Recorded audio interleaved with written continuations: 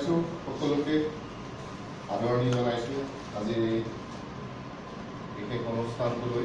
আমি আপোনালোকক জনাবলৈ পাই সুখী হৈছোঁ যে আমাৰ এই অঞ্চলৰে ২ নং ৰঙাগড়া গাঁৱৰ নিবাসী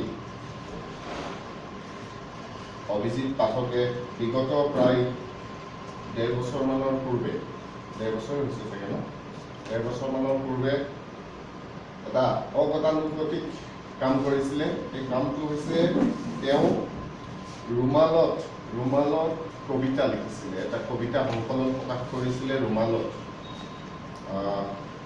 সেই সময়ত তেওঁ স্থানীয়ভাৱে এই ৰুমালত কবিতা উন্মোচন কৰিছিলে আৰু সংবাদ মাধ্যমৰ ২-এখন কাকতত ওলাইছিল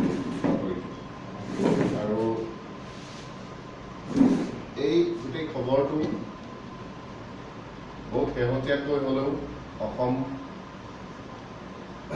বুক অফ ৰেকৰ্ডছ তেওঁলোকে লাভ কৰিলে আৰু লাভ কৰি যিহেতু এনেকুৱা ধৰণৰ কাম এইটো পৰ্যায়ৰ কাম অসমত হোৱা নাই, গতিকে তেওঁলোকে অসম বুক অফ ৰেকৰ্ডছে তেওঁলোকৰ তৰফৰ পৰা অভিজিত পাঠকক মানপত্ৰ প্ৰদান কৰিব বিচাৰিছে আৰু তেওঁলোকে বিচাৰিছে যে স্থানীয়ভাৱে তেওঁলোকে মানপত্ৰ প্ৰদান কৰে।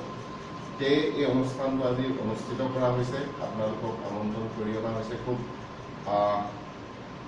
অনুষ্টুপীয়াকৈ অনুষ্ঠানটো আয়োজন কৰা হৈছে। সকলোকে আমি আদৰণি জনাইছোঁ। আমাৰ মাজত উপস্থিত আছে আমাৰ দুলীয়াজানৰ জ্যেষ্ঠ সাংবাদিক তথা বিভিন্ন অনুষ্ঠান প্ৰতিষ্ঠানৰ লগত